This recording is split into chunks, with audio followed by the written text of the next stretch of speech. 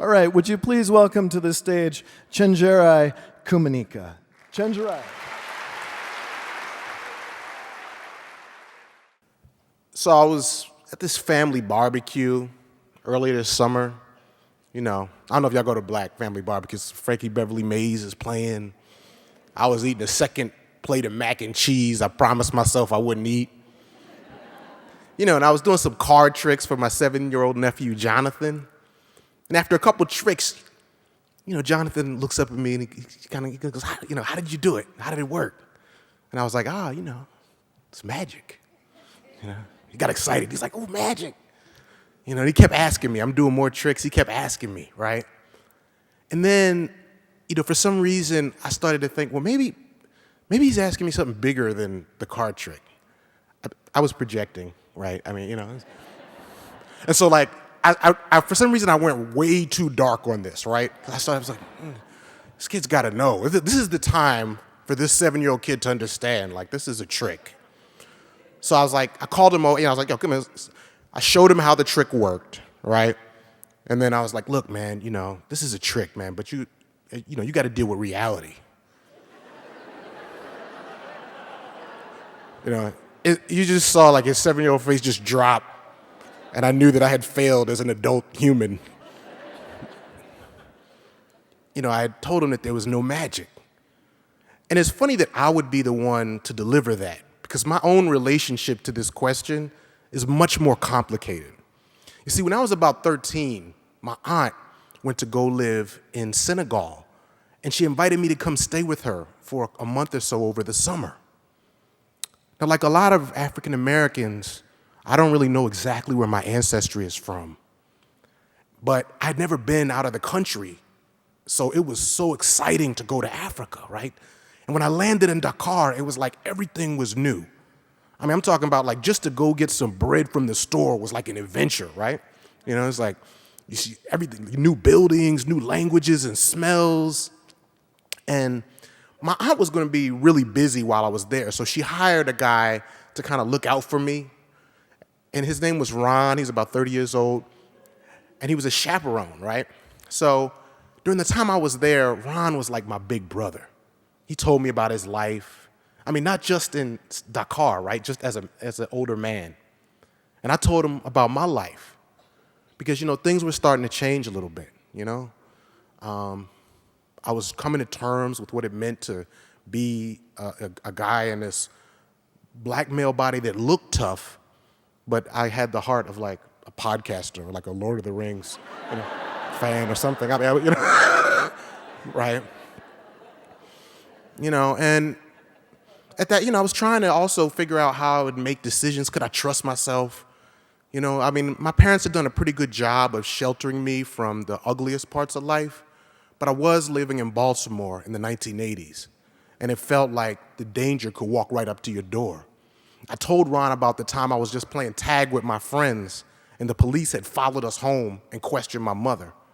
I told him a lot of my friends, you know, knew drug dealers and had seen people killed, and some even had guns. Ron was like horrified, right? This wasn't the America that he knew about. And he wanted to get some protection for me.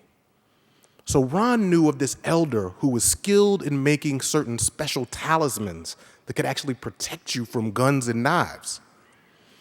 And he's like, yo, people in Senegal have these things, and he wanted to get one for his African-American little brother to protect me from the violence of America. So the next morning, we found ourselves on a bus going out to the outskirts of Dakar. We got off the bus and walked into this small white house. When I walked in, I met this elder. I was instructed to go into the bathroom by myself, take a bath. I put on this robe. And when I came out, they handed me this white towel, and it was filled with this little black powder. And Ron and I took that towel to a local tailor and had it sewn into an animal skin belt. And I remember when it was done, just holding it in my hands, feeling its power, like, yeah, now I'm going to be protected. But then Ron told me there was a catch. He goes, in order for this belt to work, you have to believe in it.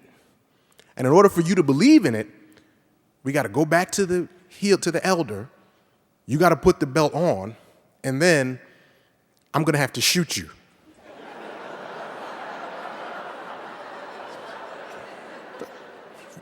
What? Ron, little brother, no, I wouldn't put you in harm's way. Look, I know what you're thinking, right? Like, this is supposed to be a real easy decision for me, right? I mean, I wasn't the most street savvy kid, but I did know rule number 1. Don't let people shoot you. Even if they ask nicely. But, I wanted that belt to work too, right?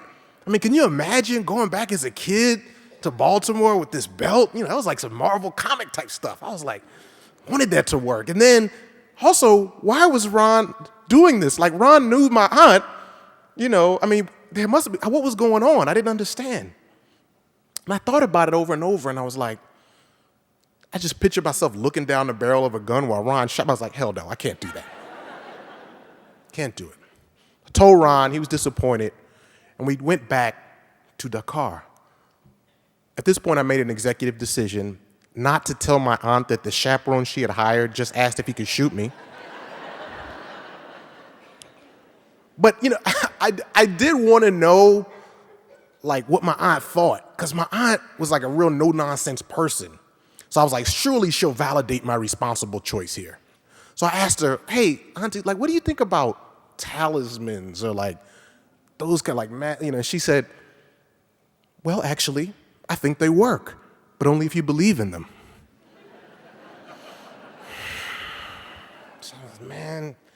So I went back to, after the summer was over, I went back to Baltimore, and I kept this belt, And as for some reason, I held on to it, even as I got older, right? Moving from house to house. Sometimes I would put it on, look in the mirror, and I would just wonder if it works. It was really frustrating, because I kind of felt like I had just missed this chance to know. Should I have trusted Ron? Should I have trusted myself? I would never know.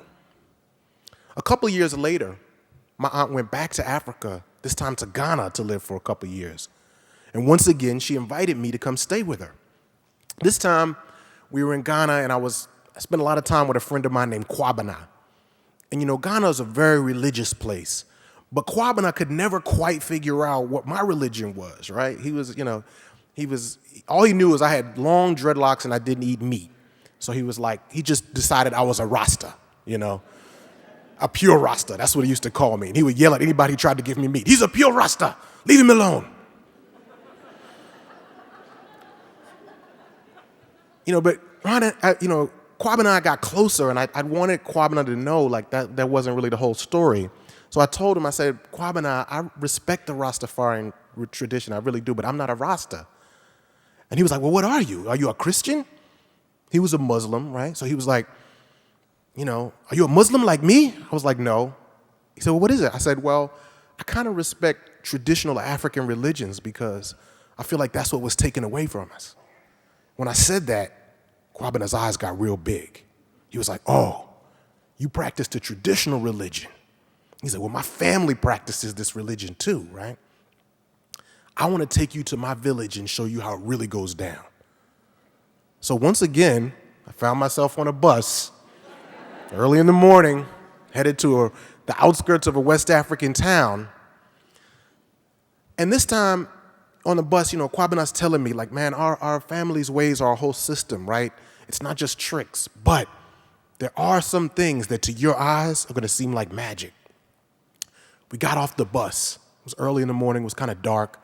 He said his grandfather had been the keeper of the family secrets, but his grandfather had passed the secrets down when he died to a young priest, and that was who we had to find. But after walking from house to house and knocking on doors, we quickly learned that this isn't the kind of person that you find. He has to find you. And at 11 o'clock at night, we're in a bar, pretty much having given up, and he found us. He walked in. He had an assistant with him. And at that point, I was kind of like, I was a little bit, I was like disappointed, but I was also kind of relaxed because I hadn't known what was going to happen. But then he walks in, and I was like, oh shit, right? And he says, he comes in and he goes, look, I knew you were here the whole time. He told Kwabena he had to verify that he was really family. And he verified that. He said, I heard about you too. And I did some divination. I have something I want to show both of you. And then we walked out of the bar. And as we walked down like this long dirt road, because now it's night, it's dark. And his assistant stops at this little vendor and buys a machete. I was like, oh, that's interesting. Right. We walk a little further, and we stop outside of the shed. And they explain that we're going to go in that shed, and there's going to be an initiation. And that initiation is going to involve the machete. Then his assistant starts sharpening that machete. I don't know about y'all, but something about that metal scraping on metal like that just brings everything into focus. Right? And I started thinking, right? I was like, okay. You know, he goes in the machete. I'm like, on one hand, man, I could die out here, right? But I also had spent all these years just wondering about the belt. And I was like, I'm here again. So I was like, I'm gonna go in the shed. I can't tell you everything that happened inside the shed, but I'm gonna tell you a couple things that went down. First, there were some prayers made in the shed. Second, there was a point where I was given a word by the young priest. And he told me that when I was ready, I should say the word. And then he was going to take that cold, sharp blade of the machete and press it against my chest. And then he would take a piece of wood and bang the machete, really hard into my chest. And that if I said the word, it wouldn't cut. And then he asked me if I was ready. It's like, I took a deep breath. Then I said, I'm ready. And I said the word. And he put the machete, pressed it right. I felt it going into my skin, the sharp blade. And he pulled back. It seemed like in slow motion. Bang! Knocked it into my chest. Bang! He knocked it on the other side of my chest. Bang! He knocked it on my arm. Bang! On the other arm. And I looked at my arms, looked at my chest, and there were no cuts. So I made it out of that shed alive. When I reflect back on that night, I don't feel like I'll ever fully understand totally what happened, especially because I'm a person who really believes in science, right? I believe in climate change, all epidemiology, everything, disease, I really believe in that. But I had this experience that I can't explain. And I also kind of want a do-over for what I told my nephew that day. He's not here right now, but I want to kind of pretend y'all are Jonathan. And here's what I would tell him if I had to talk to him right now. I would say, Jonathan, listen, a lot of decisions you're going to have to make in life, the safe route is the best route to go. But there are going to be those moments when you got to take that leap of faith. Because there is magic. And when the time is right, it'll find you. Thank you very much.